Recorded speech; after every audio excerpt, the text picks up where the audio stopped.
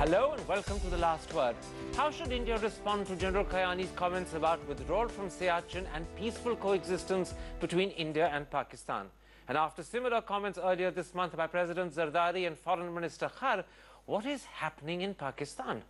That's with former Army Chief General Shankar Roy Chowdhury, former head of R&AW S Dulat, former Deputy National Security Advisor Leela Ponappa, and the well-known foreign policy analyst and author, Professor Raja Mohan. Mr. Dulat, let's start with General Kayani's comments about Siachen. He said this conflict should be resolved so that both countries don't pay the cost. And then he added, we want this issue to be resolved and it should happen. Is this simply a response in your eyes to the recent avalanche tragedy where 129 soldiers were killed and Pakistan's economic compulsions? Or do you think there's a hint here that maybe now Pakistan is more willing to favorably consider India's terms for withdrawing from Siachen? I don't know whether, they would consider our terms or go on what we've been demanding. But there's definitely a change in Pakistan. And this has been put across not today, but it's been for the last 2 years. Pakistanis have been saying that, we have to change. There is a change and the military is on board. And every time that we suggested that there should be something from the military side, because there are a lot of reservations here about engaging with Pakistan, and a lot of cynicism that who do you talk to in Pakistan, and ultimately it is the military which is in charge, and how do we talk to the general? Now the general is talking to us. I mean, he in fact he's addressing us, and I see this actually as a follow-up of Zardari's visit. And I think the civilian government must get credit for this, and I think its credibility will definitely go up after what Kayani has said. Now, Professor Rajabon, India's traditional position on Siachen, and that is really the sticking point, is that Pakistan must sign off on the actual ground position line, thus in effect authenticating the areas controlled by our army, and Pakistan has refused to do so. Do you believe it's now time for India to ease up a little on that condition? No, I think it's been a twisted tale in a sense. There were times when we were ready to do the deal, they were not. There were times when they were eager to do the deal, we were not. But I think if there is political will on both sides, there is a way of fixing the problem you said. Now, the central issue is, look, India does not want to withdraw without having some record of where it was. Now, for Pakistan, the problem is, if you seem to authenticate, in quotation marks, then it would legitimize the Indian occupation of a disputed territory. Now, I think good diplomats can fix this problem. The ways in which this can be done, for example, through an annexure, where you broadly list we're moving from position 1 to position 2 for both sides. I think it's fixable and it's doable. In other words, it's a job for diplomats. General Roy Chowdhury, the problem is, in the eyes of the Indian Army, that if after a mutual withdrawal Pakistan were to renege on the arrangement, it would be far more difficult for India to return to its position in Siachen than it would be for Pakistan, which is why the Indian Army is insisting that Pakistan sign off on the actual ground position line. But today, given the changed circumstances, do you think there's a likelihood that the army may rethink its objections and position? I hope not. I sincerely hope not. While I do accept the fact that things are moving in a certain direction, President Zardari's visit and various statements by various people, and now this statement by General Kayani, which was unheard of earlier, we must ensure that our position is protected, because we have a lot of distrust of Pakistan. Okay, that is the baggage of history. If you remember Kargil 99, where both sides used to vacate the ridgeline in winter and then go up to the respective positions come summer. In 99, when the Indian Army went up, they found the Pakistanis had moved up and they were occupying the positions, our positions. And it cost us a lot of effort and blood and money and men's lives to get it back. So whatever guarantees we get about Siachen, the government must be very, very sure that the Indian Army is again not required to perform any miracles. In other words, you're saying, you're saying, in other words, that if they don't sign off on the actual ground position line, we mustn't trust anything short of that. Even if they sign off, what guarantee is there that the next government will not repeat the So this thing can go on and on and on and on. There's a distrust of Pakistan in India, and vice versa, I'm sure. Okay. We have to be very, very careful so that the army again doesn't have to go through this whole episode again. It may not work next time. Mrs. Leela Ponappa, the Pakistanis for some time now, as you heard Mr. Dulat say, have been saying that Siachen is doable. In fact, very recently, former Prime Minister Nawaz Sharif even said that Pakistan should take the initiative and unilaterally withdraw.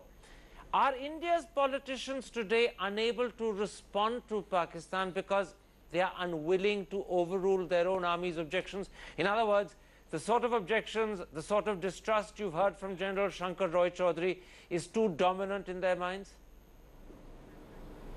I see absolutely no reason why there should be any overruling of the Indian Army's position, because as General Shankar Roy Chowdhury has very clearly spelt out, that it would require a huge effort to retrieve the ground. Let's not forget that the current positions were retrieved through Operation Meghdoot after a very hard struggle when it was found that Pakistan had sought to destabilize the status quo. You know, the statement that General Kayani has made, of course, has been in the context of the loss of so many lives, which is unfortunate in personal terms. But it is really part and parcel of what I would call Pakistan's charm offensive over the past year or so. Okay. Whether it is for real remains to be seen when the defense secretaries meet, I believe, sometime in May or June, and whether Pakistan is serious about making commitments with regard to positions that both sides can accept. Let's not forget that this is part of POK. Pakistan has no business being there in the first place. Okay. And I think Nawaz Sharif had the right solution, because India is not an anti-status quoist power. Okay. I mean, we even return territories that is taken over by war. Let me stop you there. You've made your position clear. You've heard very strong notes of Pakistani distrust from both Mrs. Ponappa and General Roy Chowdhury. Let me, in contrast to that, put the following to you, Mr. Dulat. Today, Pakistan is a beleaguered country. Its economy is in dire straits. It's internally crippled by extremism and terrorism. It's under incredible pressure from the United States on the West. And now, in addition, there is an internal clamor to get out of Siachen after the avalanche and the 129 deaths. In these circumstances, is this not the best time for India to take a small leap of faith and agree to a mutual withdrawal? Or is it still too risky? No, I don't think it's risky at all. I think this has been doable for quite a while. And I don't think this is something that, you know, just generals need to decide. It's basically a political call, and it has to be taken politically. So for us to say that, you know, the army chief or the army is not agreeable, I don't think that is really correct. This is exactly what Pakistan has been saying, you know, that your generals don't agree. And I have told Pakistani friends that, look, our generals are not your generals, that this is really, it requires a political call. And if and when we have a government which can take that call, it will be done. Let me put that to you very quickly, General Shankar Roy Chowdhury. If and when we have a government that can take that call, it will be done. What do you think will be the army's response if the Prime Minister were to say, I'm prepared to take this little risk for a greater, bigger good? Excellent. Somebody, he should also guarantee in writing that if the task has to be repeated, he will have to go to Banatop. Okay, except that you know full well that he can't give that guarantee. Are you therefore saying that statesmanship that requires small leaps of faith, small risks, is ruled out entirely by this hard line that the army takes? Not really hard line. We are just being cautious. Okay. We are just being cautious. We are just being sort of, you know, we don't want to rush things. Let the discussions continue, status quo as things are, and don't forget the actual line of control in Siachen is merely an extension of the line of control in J&K. Well, except that it's undefined. They are inseparable. Well, let me just say it's undefined because the last treaty says from a particular point northwards. So it's not really defined. But let's try and locate the distrust that you've heard. I want to, I just want to say that when you decide Siachen, you will also have to decide the alignment of the line of control and finalize it. It has to be, the entire bargain has to be one package. Quite right, but we're not talking about deciding Siachen so much as demilitarizing. In a moment's time, I'll bring you in, Mrs. Ponappa. Let me first bring in Professor Raja Mohan. I want to try and locate what you've heard from Mrs. Ponappa and also General Shankar Roy Chowdhury in the wider context of other things that General Kayani has been saying. Because he's also said peaceful coexistence is very necessary for both countries. There is no doubt about that. This is very different to the man who 3 years ago was saying that his army was India-centric. Do you believe General Kayani has changed, or is he simply deceiving us? It's not individuals who change. I think it is circumstances which change. There was a period in 2007, 2008. Pakistan was very cocky. They thought they were going to win in Afghanistan. But I think where things have evolved in the last 2 years, and Pakistan is in a difficult situation.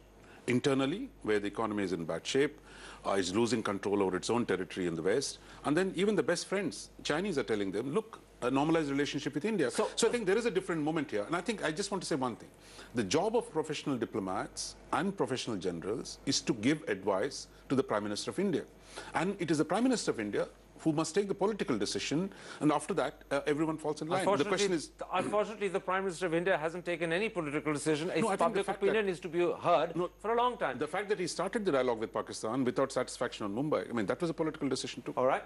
Mrs. Ponappa, let me quote another thing that General Kayani said, and then come back to you and ask you whether you think your distrust of the man is justified. He said, we in the army understand very well that there should be a very good balance between defense and development. And then he added, the two countries cannot keep spending on defense alone and forget about development. Now, if those are comments which are acted upon, he's actually reducing the role his own army plays in Pakistan. Once again, in this new context, do you think your distrust is justified, or do you think perhaps the time has come to test General Kayani by taking a small step forward? Well, obviously, we have to see how this pans out in terms of whether or not what is said actually gets translated into negotiating positions, decisions, and serious commitments. And I stress the word serious because Pakistan has made commitments in the past which it has never fulfilled. You talked about the context. Yes, of course, the Pakistan economy is in a difficult situation. There are security problems at home and so on. But it is not a question of India taking risks in this situation, Karan. It is a question of India ensuring that its interests are safeguarded. Okay. In order to safeguard those interests, we need to ensure that certain commitments are made, that in fact they are verified. And going back to the general statement, since you have chosen certain elements, let me just go down very quickly what he has said. He said that they are not in Siachen out of choice. But that is to be... The fact of the matter is they took the initiative to get there. He says that the world knows why Pakistan is in Siachen. What the world knows is that Pakistan is a destabilizing country. Can I stop you there? Can I stop you there? I don't want you to go into details of what he said because most people have read the papers and know. I want this to be a discussion about the possibility. Well, I'm merely commenting on each of these. I understand. Let me take a break and I want to come back and ask a bigger, wider question. What General Kayani said is not the first time such statements have come from Pakistan. They've happened earlier this month itself from President Zardari and also Foreign Minister Khar. What does all of that add up to? What does it suggest is happening in Islamabad? That's the key question after the break. See you in a moment's time.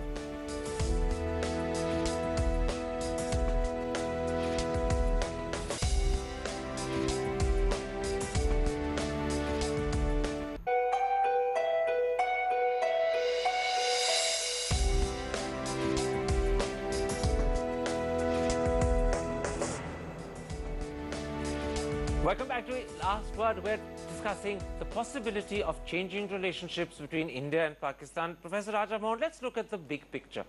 In the last month alone, we've had three critical developments. First, President Zardari came and said to our Prime Minister that India and Pakistan should emulate India and China and boost the relationship by boosting trade. Then Foreign Minister Khar said to the Hindustan Times that Pakistan trusts India, and although Kashmir is important, let's start with less complicated problems. And now General Kayani has begun talking about demilitarizing Siachen and peaceful coexistence.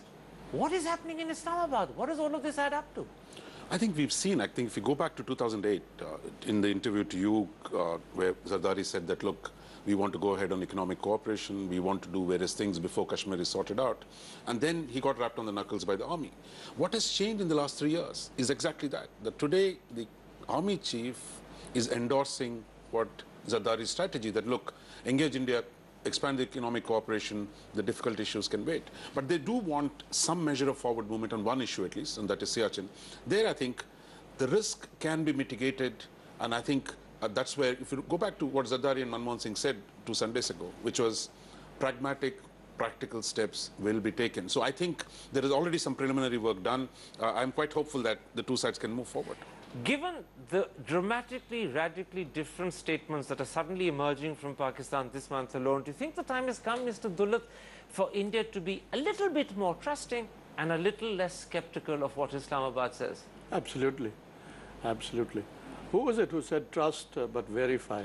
Reagan to Gorbachev. Reagan. So I think that's it. I think we need to, and I think, you know, this is not just not just a coincidence. I think it's very deliberate what is happening on the Pakistani side, and I think they're very keen to get Dr. Manmohan Singh across to Pakistan, and I think Dr. Manmohan Singh must go to Pakistan. And he must therefore also encourage Pakistan when you hear the sort of statements we've heard from Zardari and Kayani. That's right. General Roy Chowdhury, let's pick up on that reference a moment ago to what, in fact, Reagan said to Gorbachev. It was said in the mid-1980s when Gorbachev had suggested fairly deep and surprising nuclear cuts. And Reagan's response was, trust but verify. Do you think that should be the principle that determines India's response to Pakistan today? I will have to reverse that. Verify, then trust. I think that should be the principle India has to follow. In other words, skepticism first, and it's only when you've overcome the reasons for skepticism that you begin to trust. No leap of faith, no risk at all. Rather be safe than sorry. Okay, in which case, let me especially when you got bodies on the ground. Rather be safe than sorry. But that really means, doesn't it, that you make no progress at all. Caution always holds the upper hand. It's not caution. It's not caution, because if push comes to shove, the army is going to be asked to do all this all over again if it comes to that.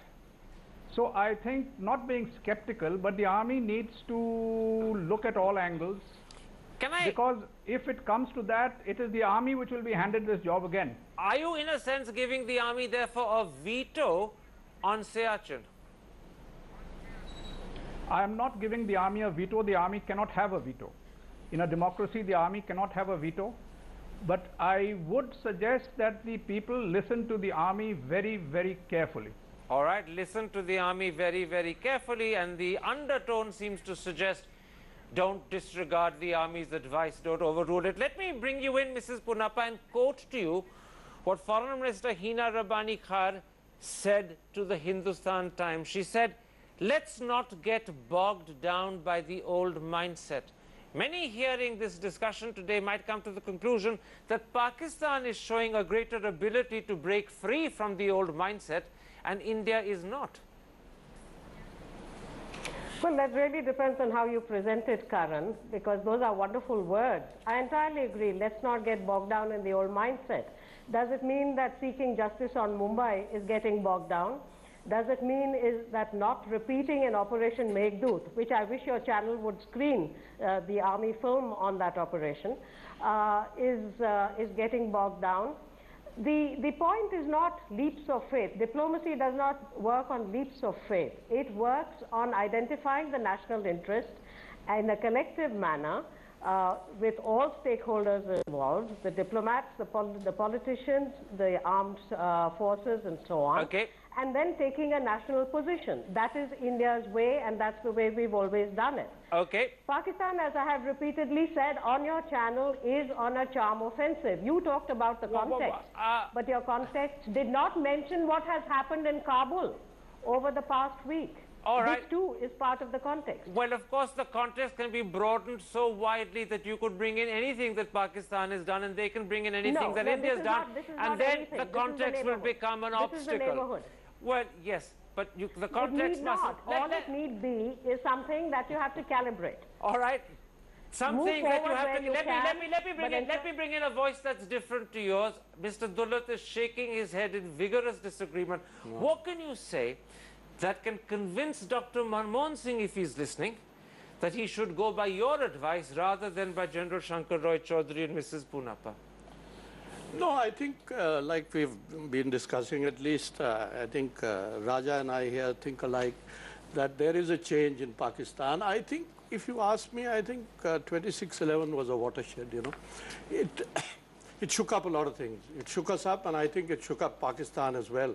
And I think there has been a realization in Pakistan after that, that you can't get away with this again. And if this were to continue, then Pakistan was going downhill very, very fast. In other words, you're saying open your eyes and accept the fact that Pakistan is a different country today and respond differently as a result. Absolutely, absolutely. All right, let's hope the Prime Minister is listening. And let's hope he does also take the earlier advice you gave, which was trust but verify. But we're out of time, I'm afraid. Forgive me. You can't add a codicil. He'll have to go with your main advice, the codicil he's denied. My thanks to both of you for coming to the studio. My thanks also to General Shankar Roy Chowdhury and Mrs. Ponappa for joining me. And if you have been, thanks for watching.